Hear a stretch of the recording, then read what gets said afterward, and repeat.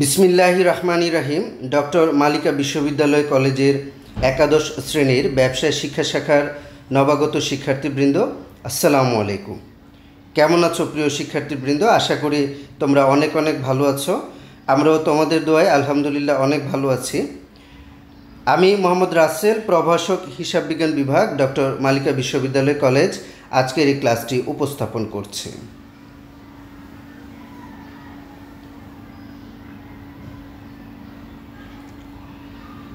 স্নেহের শিক্ষার্থীবৃন্দ, আমি তোমাদের হিসাব বিজ্ঞান বিষয়টি পড়াবো। আজ আমরা হিসাব বিজ্ঞান প্রথম পত্রের দ্বিতীয় অধ্যায় শুরু করছি, যেটির নাম হচ্ছে হিসাবের বৈষম্য।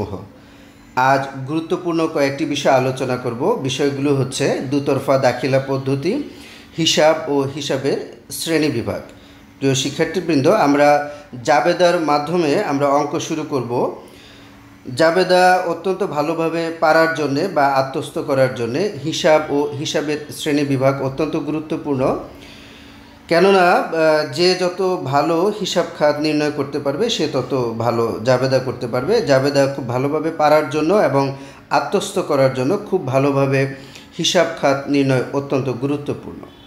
প্রিয় শিক্ষার্থীবৃন্দ, চলো এবার বিস্তারিত আলোচনায় যাওয়া যাক।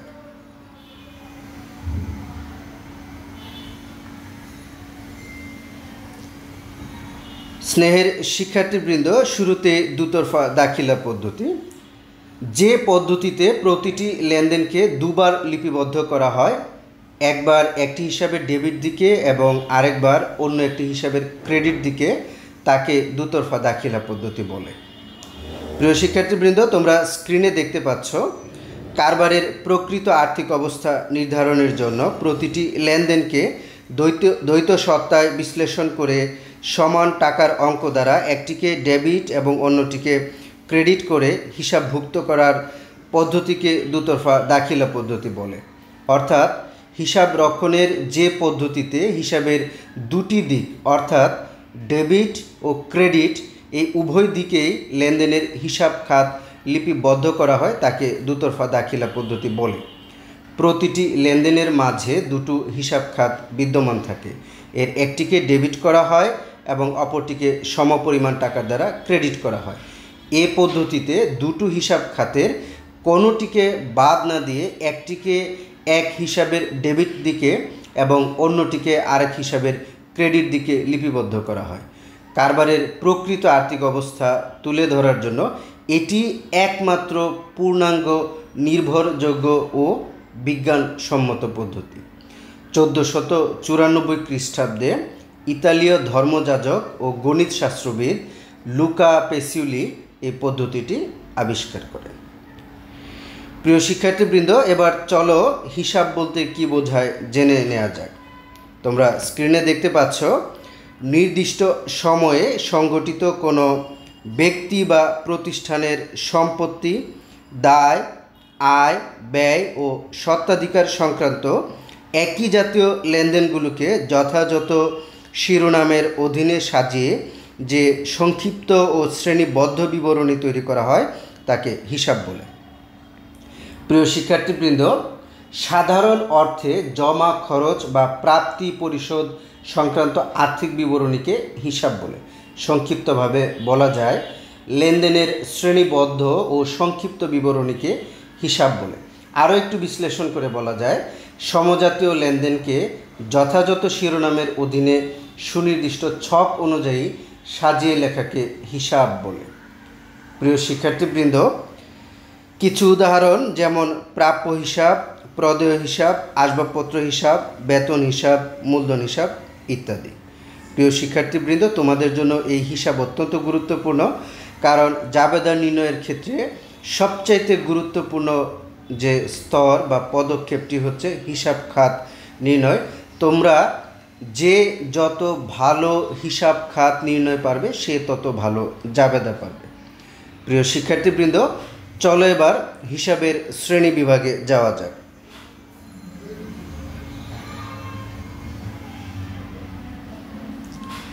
স্নেহের শিক্ষার্থীবৃন্দ, দুটি পদ্ধতিতে হিসাবের শ্রেণী বিভাগ করা হয়, সনাতন পদ্ধতি এবং আধুনিক পদ্ধতি। শুরুতে চলো জেনে নেওয়া যাক সনাতন পদ্ধতি। সনাতন পদ্ধতিতে হিসাব তিন প্রকার, যথা ব্যক্তিবাচক হিসাব, সম্পত্তিবাচক হিসাব ও নামিক বা আয়ব্যয়বাচক হিসাব। শুরুতে ব্যক্তিবাচক হিসাব। বিভিন্ন ব্যক্তি বা প্রতিষ্ঠানের নামে যে হিসাব রাখা হয় তাকে ব্যক্তিবাচক হিসাব বলে। অর্থাৎ আমরা জাবেদাভুক্ত করার সময় বা লেনদেনগুলোকে চিহ্নিত করার সময় আমরা বিভিন্ন ব্যক্তি বা প্রতিষ্ঠানের নামে যে সমস্ত হিসাব খুলি বা হিসাব রাখি সেগুলি হচ্ছে ব্যক্তিবাচক হিসাব। যেমন রহিম হিসাব, করিম হিসাব, ঢাকা ব্যাংক হিসাব, আরও হতে পারে ইস্টার্ন হাউজিং লিমিটেড হিসাব, সোনালী ব্যাংক হিসাব, কামাল হিসাব, জামাল হিসাব প্রভৃতি।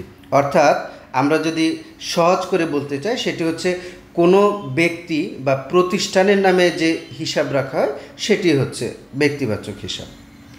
এবারে আসো সম্পত্তিবাচক হিসাব। প্রতিষ্ঠানের বিদ্যমান সম্পত্তিগুলোর নামে পৃথক পৃথকভাবে যে হিসাব রাখা হয় তাকে সম্পত্তিবাচক হিসাব বলে। অর্থাৎ আমাদের প্রতিষ্ঠানে যে সকল সম্পদ রয়েছে সে সকল সম্পদগুলোর প্রত্যেকটির আলাদা আলাদা নামে যে হিসাবগুলো রাখা হবে সেগুলি হচ্ছে সম্পত্তিবাচক হিসাব। যেমন নগদান হিসাব, আসবাবপত্র হিসাব, দালান কোঠা হিসাব, আরও হতে পারে ভূমি হিসাব, কলকবজা হিসাব, যন্ত্রপাতি হিসাব, সুনাম হিসাব, পেটেন্ট হিসাব প্রভৃতি।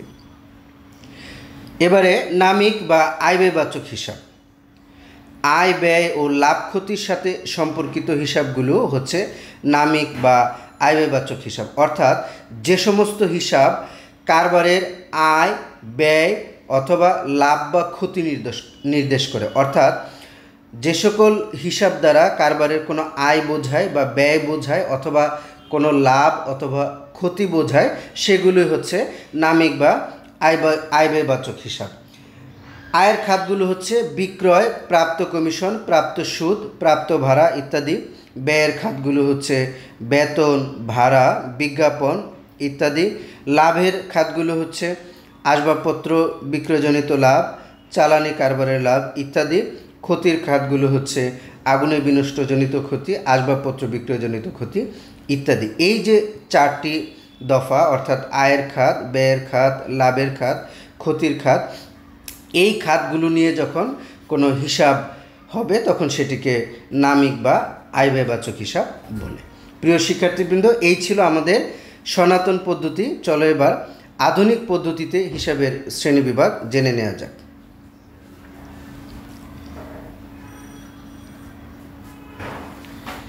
প্রিয় শিক্ষার্থীবৃন্দ, আধুনিক পদ্ধতিতে হিসাবকে 5টি ভাগে ভাগ করা হয়েছে, যথা আয়বাচক হিসাব, ব্যয়বাচক হিসাব, সম্পত্তিবাচক হিসাব, দায়বাচক হিসাব, স্বত্বাধিকারবাচক হিসাব ইত্যাদি। শুরুতে আয়বাচক হিসাব।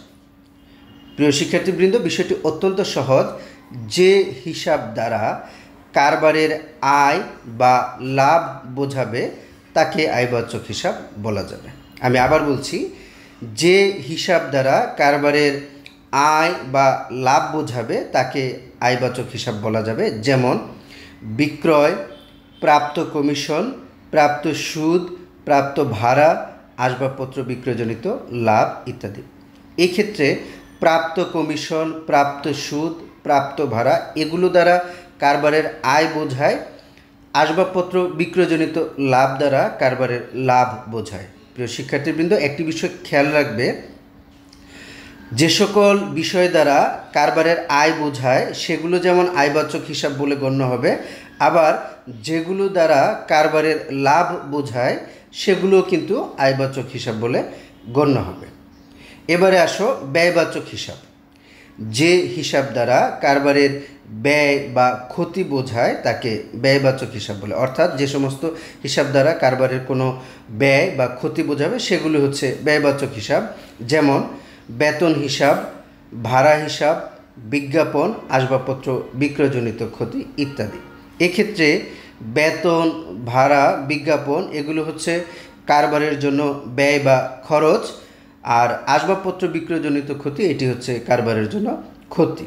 প্রিয় শিক্ষার্থীবৃন্দ, একটি বিষয় খেয়াল রাখবে, যেগুলো দ্বারা কারবারের ব্যয় বা খরচ বোঝায় সেগুলো যেমন ব্যয়বাচক হিসাব, আবার পাশাপাশি যেগুলো দ্বারা কারবারের ক্ষতি বোঝাবে সেগুলো কারবারের ব্যয়বাচক হিসাব বলে গণ্য হবে।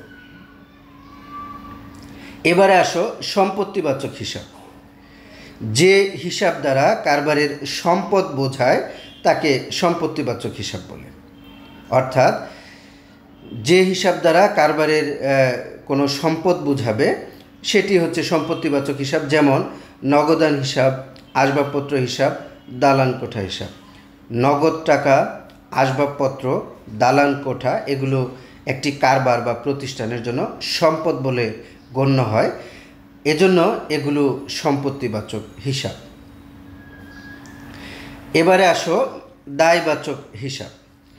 যে হিসাব দ্বারা কারবারের দায় বা ঋণ বোঝায় তাকে দায়বাচক হিসাব বলে। অর্থাৎ যে হিসাবটি দ্বারা কারবারের দায় বা ঋণ বোঝাবে অথবা যে হিসাবটি কারবারের কোনো দায় বা ঋণকে নির্দেশ করবে সেটি হচ্ছে দায়বাচক হিসাব, যেমন প্রদেয় হিসাব, প্রদেয় বিল হিসাব, জামানতযুক্ত ঋণ হিসাব। এক্ষেত্রে প্রদেয় হিসাব প্রদেয় বিল দ্বারা কারবারের দায় বোঝায়, কারণ প্রদেয় হিসাব হচ্ছে পাওনাদার যে সকল ব্যক্তি বা প্রতিষ্ঠান কারবারের নিকট কোনো অর্থ পাবে তাদেরকে বলা হয় প্রদেয় হিসাব। প্রদেয় বিল হচ্ছে এক প্রস্থ কাগজ, যে কাগজে আমরা অর্থাৎ কারবার বা প্রতিষ্ঠান কোনো ব্যক্তি বা প্রতিষ্ঠান আমাদের কাছে অর্থ পাবে এই মর্মে আমরা স্বীকৃতি প্রদান করি কোনো কেনাকাটার বিনিময়ে বা কোনো ঘটনার বিনিময়ে, সেটি হচ্ছে প্রদেয় বিল। এটিও একটি কারবার বা প্রতিষ্ঠানের জন্য দায়স্বরূপ, কারণ ভবিষ্যতে এই কারবার বা প্রতিষ্ঠানকে এটিকে পরিশোধ করতে হবে। জামানতযুক্ত ঋণ এটি হচ্ছে কারবারের এক প্রকার ঋণ। প্রিয় শিক্ষার্থীবৃন্দ, দায়কে একটি ছোট্ট সুন্দর কথায় প্রকাশ করা হয়, সেটি হচ্ছে ভবিষ্যৎ বাধ্যবাধকতাকে দায় বলে। অর্থাৎ ভবিষ্যতে কোনো কাজ করতেই হবে সেটি হচ্ছে দায়। এখানে কোনো কাজ করতেই হবে বলতে যে কোনো ভবিষ্যতে কোনো ত্যাগ স্বীকার করতে হবে সেটিকে বোঝায়। ভবিষ্যতে কোনো ত্যাগ স্বীকার করতে হবে সেটি হচ্ছে কোনো কারবার বা প্রতিষ্ঠানের জন্য দায়। সেই ত্যাগটিকে অর্থের অঙ্কে পরিমাপ করা হয় বা অর্থের অঙ্কে নিরূপণ করা হয়। প্রিয় শিক্ষার্থীবৃন্দ, এবারে আসো স্বত্বাধিকারবাচক হিসাব। সত্ত্ব ও অধিকার এই দুইটি শব্দের সমন্বয়ে স্বত্বাধিকার শব্দটি গঠিত। সত্ত্ব বলতে কারবারের মালিকানা বোঝায়, অধিকার বলতে কারবারের উপর বা প্রতিষ্ঠানের উপর মালিকের দাবিকে বোঝায়। কারবারের সত্যের উপর বা মালিকানা সত্যের উপর মালিকের অধিকারকে স্বত্বাধিকার বলা হয়। আমরা যদি আরেকটু সহজ করে বলি, অর্থাৎ যে সকল হিসাব কারবারের উপর মালিকের অধিকার সম্পর্কিত সেগুলোই হচ্ছে স্বত্বাধিকারবাচক হিসাব। অর্থাৎ যে সকল হিসাব দ্বারা হয় কারবারের মালিকানার উপরে মালিকের অধিকার বৃদ্ধি পায় অথবা হ্রাস পায় সেগুলোই হচ্ছে স্বত্বাধিকারবাচক হিসাব, যেমন মূলধন হিসাব, উত্তোলন হিসাব, মূলধন সঞ্চিতি হিসাব, শেয়ার অধিহার হিসাব প্রভৃতি।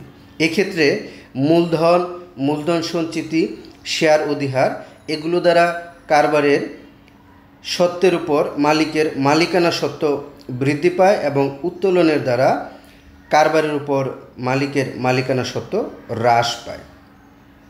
প্রিয় শিক্ষার্থীবৃন্দ, হিসাবের এই শ্রেণী বিভাগটি তোমাদের জন্য অত্যন্ত গুরুত্বপূর্ণ, কারণ জাবেদাকরণের ক্ষেত্রে লেনদেন থেকে জাবেদা তৈরি করার ক্ষেত্রে এই হিসাবের শ্রেণী বিভাগ অত্যন্ত গুরুত্বপূর্ণ। আমি পূর্বেই বলেছি, তোমরা যে যত ভালো হিসাবের শ্রেণী বিভাগ পারবে অর্থাৎ হিসাব খাত নির্ণয় পারবে সে তত ভালো জাবেদা প্রস্তুত করতে পারবে।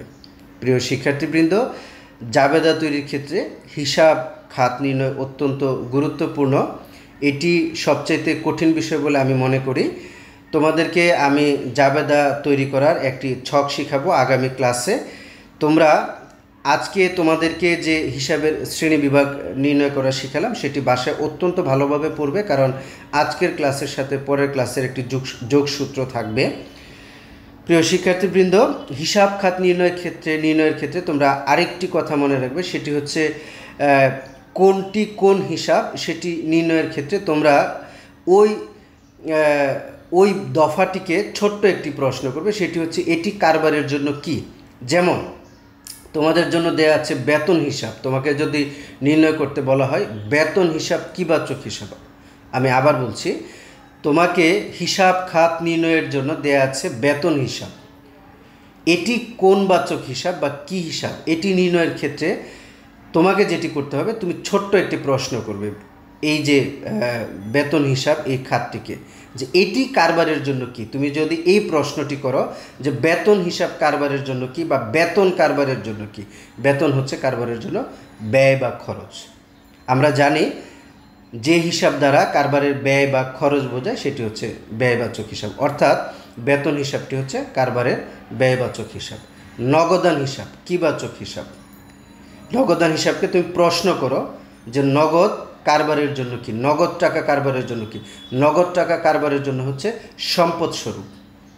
তো নগদ টাকা যেহেতু কারবারের জন্য সম্পদ স্বরূপ, অতএব নগদ টাকাটা হচ্ছে কারবারের জন্য সম্পত্তিবাচক হিসাব। প্রদেয় হিসাব বা পাওনাদার হিসাব কিবাচক হিসাব। তুমি প্রশ্ন করো প্রদেয় হিসাব বা পাওনাদার কারবারের জন্য কি। পাওনাদার হচ্ছে কারবারের জন্য দায় স্বরূপ, অতএব এটি একটি দায়বাচক হিসাব। মূলধন হিসাব কিবাচক হিসাব। মূলধন দ্বারা কারবারের উপর মালিকের অধিকার প্রকাশ পায়, এটি কারবারের উপর মালিকের স্বত্বাধিকারকে প্রকাশ করে। আমরা জানি যে সকল হিসাব দ্বারা কারবারের উপর মালিকের স্বত্বাধিকার নির্দেশ করে বা প্রকাশ পায়, অথবা মালিকানা সত্ত্বের সাথে স্বত্বাধিকারের সাথে যে সকল হিসাব সম্পর্কিত সেগুলো হচ্ছে স্বত্বাধিকার হিসাব। অতএব মূলধন হিসাব হচ্ছে স্বত্বাধিকারবাচক হিসাব। প্রিয় শিক্ষার্থীবৃন্দ, আজ এ পর্যন্তই থাকবে। তোমাদের আজকের ক্লাস নিয়ে কারো যদি কোনো প্রশ্ন থাকে পোস্টের নিচে কমেন্ট সেকশনে প্রশ্ন করবে অথবা আমাকে ইনবক্স করবে, আমি ইনশাল্লাহ রিপ্লাই দেব। আগামী ক্লাস পর্যন্ত তোমরা ভালো থাকো, অনেক ভালো থাকো। সে পর্যন্ত আল্লাহ হাফেজ, আসসালামু আলাইকুম।